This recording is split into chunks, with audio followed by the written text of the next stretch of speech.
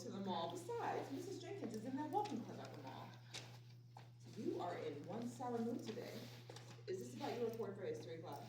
I guess so. Are you still struggling with what to report on? It's just, You can tell me. I mean, Let me see that paper. oh, please don't be mad at me. Pick any woman from Black history and write a brief 2-page report on her? You're kidding me. This is what's got you so stressed out? I guess I just don't know who to write about is all. Throughout history, do you know how many people that you could talk about in this report? Lots. Beyonce, Michelle Obama. And? Throughout American history, and those are the only 2 people that come to mind?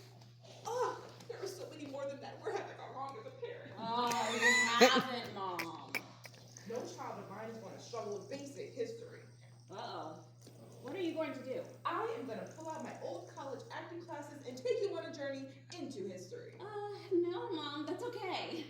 Now listen, history is important to learn about. I don't like history. It's old, and all the people are dead. You have to learn about history so we don't repeat the same mistakes people made in the past.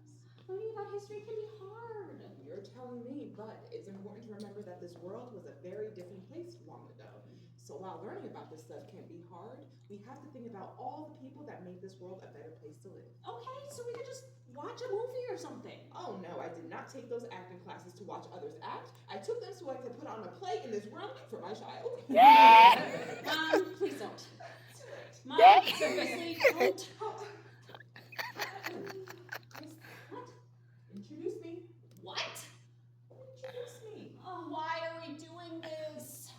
Fine.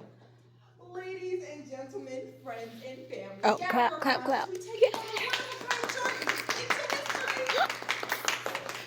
This show is entitled Empowered, Brilliant, and Brave. Great Women of Black History. Oh, are we going to go all the way back to ancient Egypt to see Queen Hatshepsut? One of the famous Black queens of the ancient world, she navigated international trade routes and she ran the most sophisticated empires of the ancient world.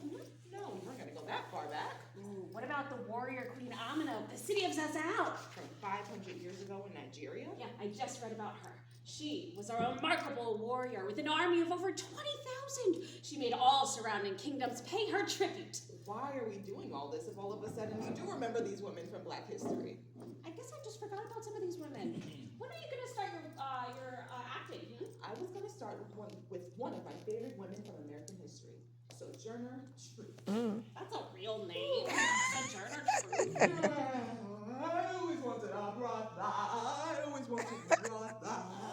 Mom, are you doing one of your weird acting exercises again? Oh, here we go. Oh, y'all better buckle up, because there's no stopping her when she gets like this. When I am done with the next 40 minutes, you're going to know more Yes. about Black women from throughout history than you ever wanted to know. But Sojourner Truth, who is she? Come on. Guess I should get my notes out. Yes. When I was born in 1797 in Ulster County, New York, I was born into slavery. The people that first came to me were Dutch, and my language was Dutch. When I was only 13, I was sold to another slaveholder, Mr. Dumont. Slavery was terrible. It meant that you weren't free to do what you wanted to do, and you were told over and over again that you weren't as good as everybody else.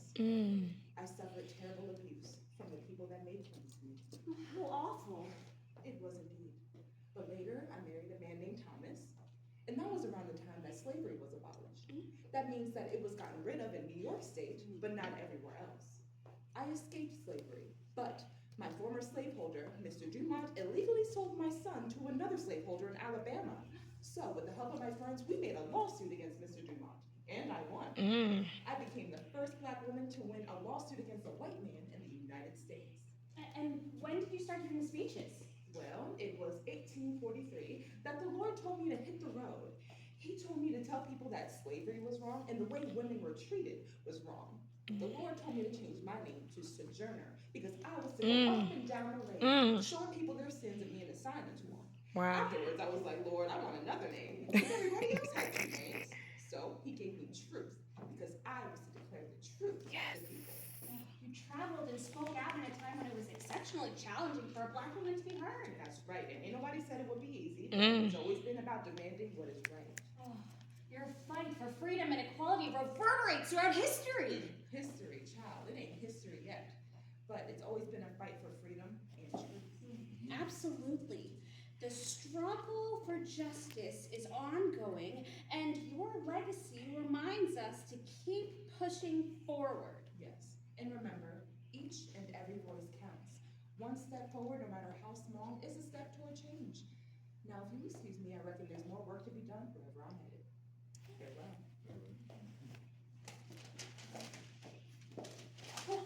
Sojourner Truth was also a visionary leader when it came to women having equal rights. In Sojourner's time, women were practically banned from owning property or voting, and that just wasn't right. Sojourner believed that women should have equal rights to men, and her powerful words were recorded. The narrative of Sojourner Truth was published in 1850, and you can read it here still today, probably even in this library. Ooh, did someone say reading? Reading. One of the most important skills a mind can have. Oh, absolutely. I've never heard it stated quite so well. You know, I wasn't allowed to learn to read or write when I was young. It was illegal for slaveholders to teach their slaves to read. Oh, I'm so sorry. I can't even imagine. You know, that makes me really mad, actually. But I could read the stars. Mm. I could read the flight of the geese. And I knew to read and follow the signs that people left along the way. Mm. I guess that's how I was able to help rescue so many. Pardon me, but do you happen to be Harriet Tubman? Oh my goodness! Oh, Harriet Tubman! Have you all heard of Harriet Tubman? Have you? Wonderful. Well, here's a recap. Harriet Tubman was born in 1822 in Maryland into slavery. Then in 1849 she escaped. Then she went back and helped her family escape. Then she went back and helped complete strangers escape. And then, oh, I'm sorry. What am I doing? What am I here? Please tell them yourself. Excuse me, what is your name? Chris. Oh, Harriet Tubman, I cannot believe it. Chris. Well, if you don't mind being quiet for a moment, while I share my story with these folks, would that be all right? My parents named me Araminta. That's a pretty name, isn't it? Minty. And when I was a child, I was called Minty. You know, I was almost killed when I was a child. I was working for a slaveholder in town, and then an enslaved man took off running down the street. And then the overseer yelled, "Stop that man," and picked up a 2-pound weight to throw it at him. At least that's what he said. Well, it hit me. Almost killed me. I was only 13. Gosh. Later, I married my husband, John Tubman, and that was around 1844 when I was 22 years old. And I thought that Minty was a child's name, so I changed it. I changed it to Harriet. Harriet Tubman. I worked in the marshlands, tending to the crops, pulling supplies in the water and the boats in the high tide, and slugging in the mud in the low tide. When you're out there in the elements every day, you learn what to look out for, and when the time comes that you can't take it anymore. You made your way to freedom, and then you went back and helped other people make their way to freedom? That's right. I got to thinking about everybody I left behind, so I went on back. And before I knew it, I had gone 13 times and broken 70 people out of slavery. And that's when you get another name. All right, you can ask it. What was the name? What was it? Was it Moses? Was that when famous abolitionist William Lloyd Garrison named you Moses after the Moses in the Bible? Because he led many people to their own freedom? You know, you might be all right. Moses was exactly what they called me. And I worked with him, and I showed him all the ways I have survived and all the paths I have crossed. And he and I and a few others developed a route with helpers along the way. And that was called the Underground Railroad. But it wasn't really a railroad. Or underground, but a path to lead people to their freedom. That's right. And together we worked to end slavery everywhere. We were abolitionists. Do you know what that word means? An abolitionist is someone who wants to end slavery completely. That's right. I worked with people like William Lloyd Garrison, Frederick Douglass, even our friend Sojourner Truth, to tell people how terrible slavery was. And eventually, America fought a war over it, the Civil War. And do you know what I did in that war? You became a soldier? Yes. I was asking them, but that's right, I became a soldier. And eventually, I I served as a spy and a scout, and I led a regiment to break 700 people out of slavery all at one time in South Carolina. A lot of those poor and enslaved folks became soldiers on our side. So you encouraged people to take a fight for freedom into their own hands. That's right, but you know, the fight for freedom doesn't just end when one side wins a war, because there's somebody around this world being treated unfairly. So the fight for freedom starts with each and every one of you. And you too. Oh, and remember to always stay true to yourself, friend. Farewell. Oh, Harriet Tubman, one of the greatest figures in Black history, U.S. history, world history. Can you imagine having the courage to not only escape slavery, but then to go back where other enslaved people are and help complete strangers escape? Oh, she was so amazing. All the things she did, I can't believe she fought in the Civil War. I was born right after that old war. What on earth? I said I was born right after that old war, December 23rd, 1867. Ain't nothing worse than being born smack dab in the middle of Christmas. Whew. Who on earth are you? Oh, forgive me, I should have introduced myself. I am Madam C.J. Walker. Yes. I'm known as the first female self-made millionaire in America. First self-made female millionaire. Yes, and I did it by making and selling cosmetic and hair care products specifically for Black women. Wow, that's amazing. Wait a minute. That means you're like 158 years old? Oh. And that is a testament to the power of moisturizer. Oh, yes. Yes. Moisturizer? Your skin, keep up. Oh, and consider buying one of my moisturizers, only a nickel for a 30-day supply. I'll keep that in mind. Listen, I'd love to stay and chat, but I am ready for some toe tapping tunes. So long. Maybe that means we'll be able to meet Marian Anderson, an amazing singer with a Had a clear and ringing voice. I remember when she sang at the National Mall in Washington, D.C. on a chilly Easter morning in 1939. I don't know that there's ever been a song sung quite as beautifully as she sang Schubert's Ave Maria that day. Not even by me. Oh, I've heard that recording, and it's still available on YouTube and other places today. You all should hear it. But pardon me, do you happen to be Can't you tell by my style and grace that I am? Ella Fitzgerald? Oh, Miss Fitzgerald, it is such an honor to meet you. Your voice, your music, it's timeless. I've read all about your music and your impact on jazz and otherwise. What made you pursue music? Well, I always loved music. I grew up listening to records by Louis Armstrong, and the Boswell Sisters, and Mary Ann Anderson showed me what it meant to be regal. You know, when Mary Ann sang at the National Mall in Washington, D.C., it was actually a protest because she wasn't allowed to sing at the big operas because they were for whites only. And I thought that was ridiculously unfair, and Mary Ann was a superstar. So, she put on a big, beautiful fur coat, and back then fur was the symbol of elegance and royalty. And I remember when I saw her picture in the newspaper, and I thought, that's what I want to be, royal. But it didn't start out that way. In fact, my start came as a surprise, even to me. How did it all start? Well, it was at 1934 at the Apollo Theater. I had entered a talent contest thinking I would dance. But there were dancers already up there, the Edwards sisters, and they were fantastic. And not to mention there were two of them and only one of me. So I decided to change gears and sing instead of dance. I sang a song called Judy by the Boswell Sisters, and surprisingly, I won that night. And that was a turning point for me, and singing became my path. Your career took off from there. I love your music. Summertime is probably one of my favorite songs ever. But I also really love the way you do scat singing. Oh. Could you perhaps share a sample? Oh, let's see. Do you have any requests? Ooh, how Y'all about gotta It clap. Don't Mean a Thing? Y'all It gotta don't clap. mean a thing. Let me give You you gotta some clap. ditty. It don't mean a thing if it ain't got that swing. Yeah, do-wah, do-wah, do-wah, do-wah, do-wah, do-wah, do-wah, do-wah. It don't mean a thing. All you got to do is sing. Do-wop, do-wop, Do-wah, do-wop. do-wah, do-wah, do-wah, do-wah, do-wah. It makes no difference if it's sweet or high. Just give that rhythm everything you got. It don't mean a thing if it ain't got that swing. Do-wop, do-wop, do-wop, do-wop, do-wop, do-wop, do-wop, do-wop. Let's give it up for Yeah.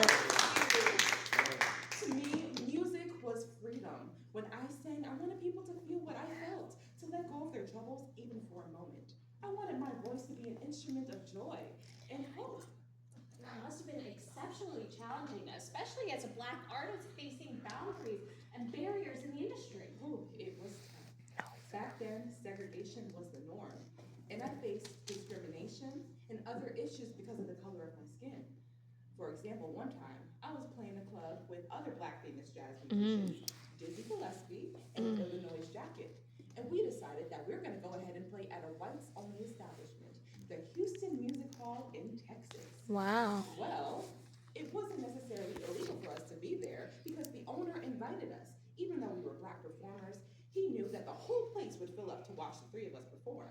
But nevertheless, the law came busting in our dressing room, and it just so happened that Dizzy and Illinois were playing a game of dice, and they arrested us, all three of us, for gambling. It was a made-up charge. They took all of us to jail. Me to downtown jail, fur coat and all. I was so irritated. I mean, do you know how hard it is to look this glamorous every day? Especially when you don't have access to things like hotels, Yes. restaurants, and bathrooms. Ooh, I can't count the amount of times I had to do my makeup in somebody's rearview mirror. But I didn't let that stop me. I let my music speak for itself, and I was grateful to have the support from people that knew what was happening to me wasn't fair. Resilience is so inspiring, and your music brought people together. And I think it may still today, even here in this room. Thank you. That's always been the goal, to touch hearts, break down barriers, and let my music speak for itself. Oh, thank you, Miss Fitzgerald, for sharing your story. Your music still moves us to this day. Oh, please call me Ella, dear. And remember, music has a way of bringing everybody together. It's a language that everybody understands. So long. Wow! Ella Fitzgerald, one of the greatest jazz musicians of all time. Oh, what's great about her is that she lives in a time when her music and voice could be recorded, and there are still great videos and recordings of it today. Oh, jazz is a uniquely American style born out of the African American experience. Its roots go deep, from the enslaved people that sang spirituals, to the blues that echoed the pain of generations, to the tapping tunes of the ragtime era. Jazz isn't just music, it's a revolution. Don't forget about the poets of the jazz Ooh. age either. I'd recognize you anywhere. You're Maya Angelou. Oh, Miss Angelou, it is such an honor. Oh, your words have touched the hearts of many, including mine. Oh, your words, the way you craft phrases, it's like magic. Oh, thank you, dear. Words indeed hold a certain magic. They have the power to uplift, heal, and inspire. But I did not come to possess this magic without my own set of influences. Influences? Who influenced you? I can't wait to hear. Well, I was influenced by the likes of Langston Hughes and James Baldwin. They were some 20th century writers, around the same time as Ella Fitzgerald and Marianne Anderson. Their words resonated with me, nurturing my passion for literature and civil rights.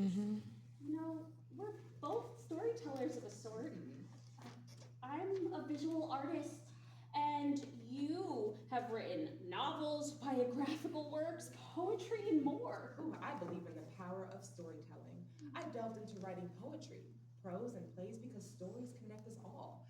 Theater, drama, they're all avenues for voices that have been silenced to resonate. Through the arts, we elevate the human experience, encourage empathy, and incite change.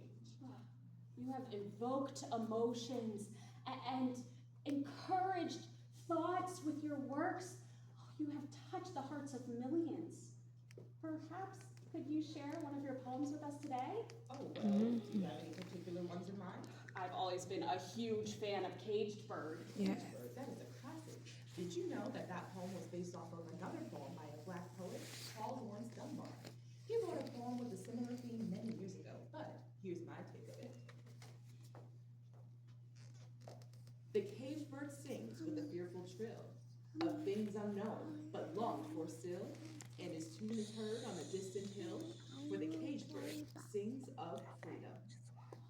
Thank you so much for sharing your genius and knowledge with us today, Miss Angelou. Oh, the pleasure is all mine, dear. And remember, it's not about what you say, it's about how you make others feel. Let your words be a balm to the soul, a beacon of hope in the darkest nights. And I hear you say the word genius. Let me tell you, there are geniuses all over the world. Wow. Some are actors, dancers, poets, mathematicians, engineers. My point is, don't let anyone tell you you don't have something special inside of you. Oh, wow, there are so many people I could write my report on. Sojourner Truth, Madison J. Walker, Harriet Tubman, Marian Anderson, Ella Fitzgerald, Maya Angelou. We've met historical figures, entertainers, and poets, the first female self-made millionaire. Who could possibly be next? Ooh, when you start adding up all those names, you start to think about all the women that you could do for your report. Adding up, you sound like a mathematician. I'm hitting figures. Turns out, Are you Dorothy Vaughan? Yes. The Dorothy Vaughan? Amazing human computer and NASA mathematician Dorothy Vaughan? I've never been anyone else. Oh, Miss Vaughn, your story is one of the most inspiring I've ever heard in my life. But life wasn't always easy for you, was it, Miss Vaughn? I mean, everyone seemed to underestimate your genius. Well, growing up, it was tough. A lot of people didn't think that women were smart enough to become scientists and mathematicians. But I didn't listen to them. I loved math. There was something so special about working on a math equation until you got it all figured out. So I didn't let anyone tell me I couldn't do something. I wanted to study mathematics, and that's exactly what I did. So after college, I decided to become a teacher, hoping that my love for math would rub off on my students. Yeah. Let me ask the audience, do some of you like math? I love Yeah? math. I know I do. If you don't like math, that's okay. There's so many other great subjects in school. Just remember to keep your eyes, ears, and hearts open to falling in love with learning, and don't let anyone stop you from learning what you love. You didn't just teach those students, right, Miss Vaughn? I mean, you taught a lot of people at NASA that women are capable of basically doing anything. Yes. So, when the World War came around, that was that big, terrible war with the entire world involved, a lot of men were called into the military. And at the time, we were just learning about missiles and rockets, and NASA needed someone to come in and solve very complex mathematical equations very fast. Oh, Yes, they called you human computers, right? that's right. And Wow. eventually, they put me in charge of those human computers. But eventually, there were machine computers that came around, and there wasn't much of a need for human computers. So, I taught all of my friends how to program computers, and we became some of the most successful and important computer programmers in the world. Wow, that's amazing. Yes, and with the help of my friends, we broke down barriers in the world of academics and the military, and eventually, our calculations put a man on the moon. Whoa. Now, I hope you're enjoying learning about all the contributions of Black women from throughout history, because we had a hard go at it. But if history told us anything, it's that we did not let the world tell us we could not accomplish something. And I hope you all take away that as well. Farewell. Wow. Dorothy Vaughan. So, never let anyone tell you you can't do something? Precisely. Oh, amazing human computer and NASA mathematician Dorothy Vaughan. Can you believe she did all that work to put a man on the moon? Nice.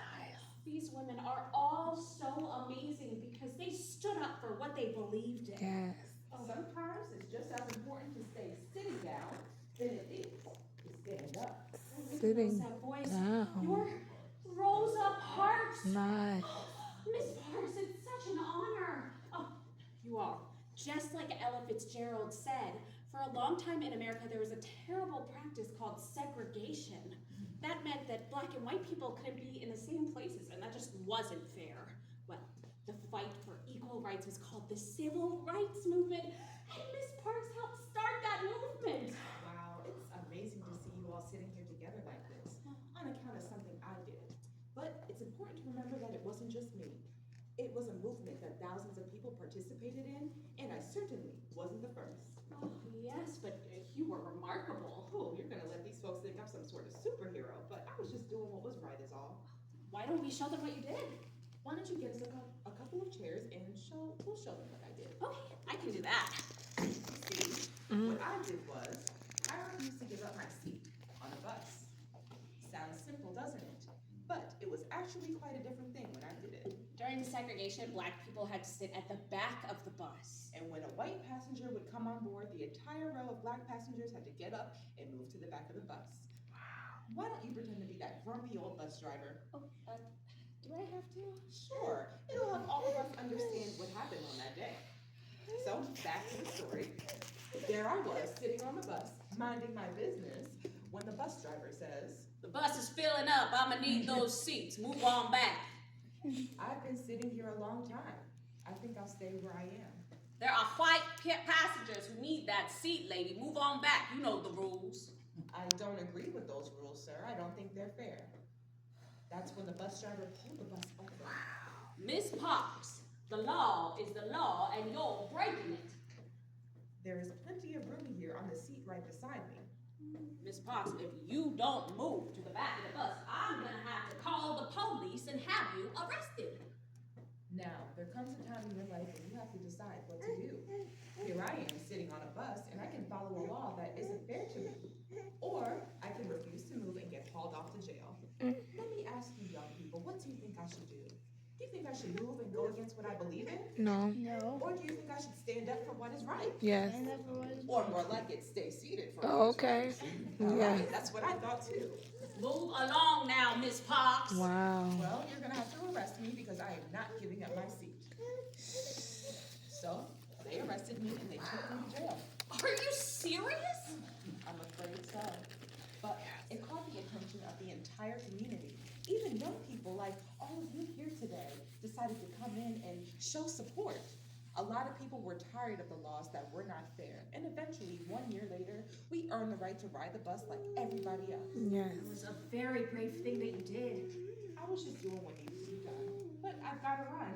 Oh, which reminds me, a lot of people think that I was old in this, but I was only 42 years old. That might be old to some of you all. But a lot of people think that I was tired, but that is not true. No, the only tired I was tired of giving in. So long. These women are empowered and brilliant and brave and groundbreakers. They are geniuses who helped put a man on the moon and changed the laws of the way we live today, and who entertained us and made us forget our troubles. Each of these women changed the world in their own special way. These women broke down barriers, shattered ceilings, and made their own significant contributions.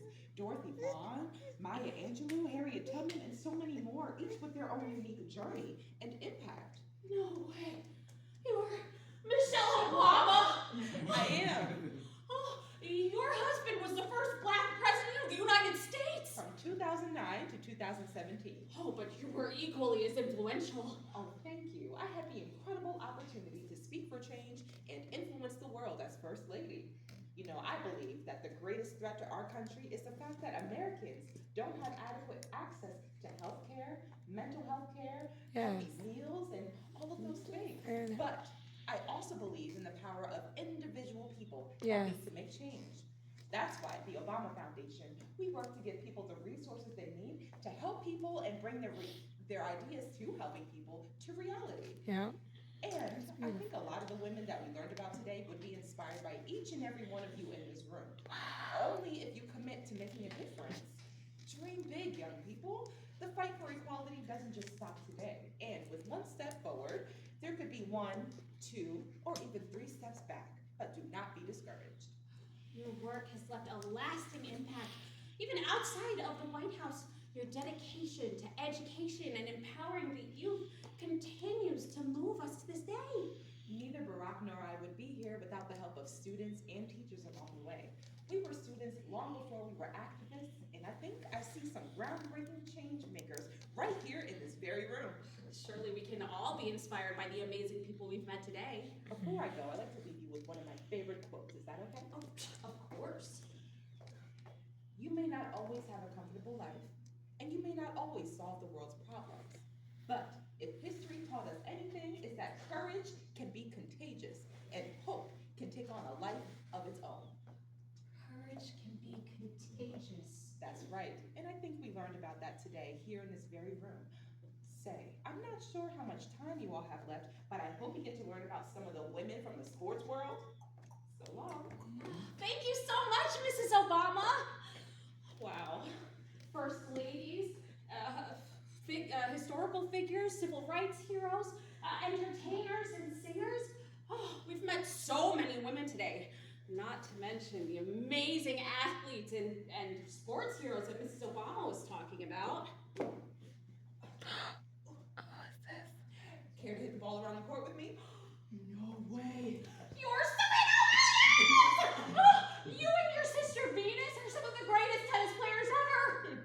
When I'm on the court, I eat and I leave no crumbs. Oh, you were ranked #1 by the Women's Tennis Association for 319 weeks. Not bad for someone born in snowy Michigan. Oh, you've won over $94 million playing tennis. Hard to believe, isn't it? Listen, I'd love to stay in chat, but the court is calling my name. I gotta practice, practice, practice. See ya. Yes. Serena Williams has won every tennis thing ever. Not to mention the 4 Olympic gold medals that she won. She's amazing.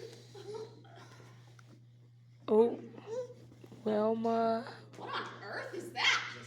Oh, Wilma hi. Rudolph. Serena told me to stop by and say hi. Hi, I'm Chris. You're really fast. Oh, thank you. I'm Wilma Rudolph. Yes. I was one of the fastest women in the world at one point, and I even won some Olympic medals. Wow. Were you always that fast? Oh no, you see, I was born prematurely, and that led to a lot of complications, like scarlet fever, pneumonia, and I even was paralyzed with polio. I had to wear a leg brace until I was 12 years old. Not to mention, it was hard for black patients to be seen by doctors in Tennessee, where I grew up. But eventually you recovered and took up running? Yes, and I also got accepted into the United States Olympics team at age 16. Wow, that's amazing. Yeah, but one thing about me, I can't stay still, so I gotta run. See you later. Oh. Oh, Wilma Rudolph. She has one of the most inspiring stories I've ever heard. I can't imagine going from having a leg brace to becoming a U.S. Olympic Olympian. She's so cool.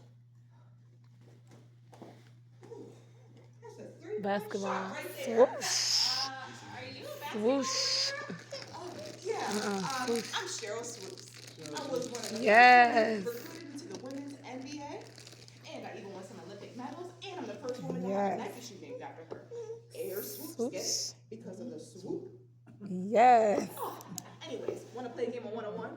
Oh, there's no way I could play basketball against you. You're one of the greatest of all time. Oh, suit yourself. I'm back on the court. See ya. Oh, wait! Today was amazing. We met so many amazing women from history. Oh, let's see. At first I wanted to start with Queen Hatshepsut in ancient Egypt, but we actually started with famous abolitionist Sojourner Truth. Does anyone remember what she did? Yes, what did she do? Dang, I forgot. Did she win a lawsuit against someone? I remembered it like 3 minutes ago. Did she write a speech? Was she an abolitionist to end slavery? That's right, yes. She was an abolitionist. She did make many speeches, and she was the first black woman to win a lawsuit against a white man in Yes. America. And then we went to Harriet Tubman. Let's see, what was her real name? Basil Time? Minty. Minty, that's right. Nice. Oh, we met so many amazing women from our nation's past. Not just any woman, famous black women from American history. Of course. Oh, Mom, thank you so much for doing this for me today. I can't believe I was having a hard time figuring out who to write about. That's why I felt the need to put on a show for you today. So, what are you thinking? I'm thinking it's going to be nearly impossible to pick just one favorite black woman from history. I know, and we barely scratched the surface. There's so many women that I didn't bring to life today. Like Oprah and Kamala, the first black female vice president of the United States. Condoleezza Rice, the first black Secretary of State and National Security Advisor. Oh, the godmother of rock and roll, Sister Rosetta. Yes. Mrs. Hoagland, the first black principal ballerina at the American Ballet Theater. Josephine Baker, an entertainer turned spy during World War II. Ida B. Wells, who dedicated her life combating prejudice and violence. Ooh, and I can't forget about one of my favorites. Ida B. Wells. Mariah Carey. Yes. Oh, Mae Jemison, the first black woman in space. Of course. You know, Mom, I think I finally know who I want to write about. Oh, okay, amazing. Who's it gonna be? You. Wow. Say what now? You. Not only are you a great parent because you raised me, but you're also a dentist, which means you help people. Aw. You helped me read, you taught me how to read, you know every single Taylor Swift song lyric, and you volunteer your free time in the community, and you, like so many other people, are so free-giving with your time and put people first. And that makes me want to write about you. You are too much.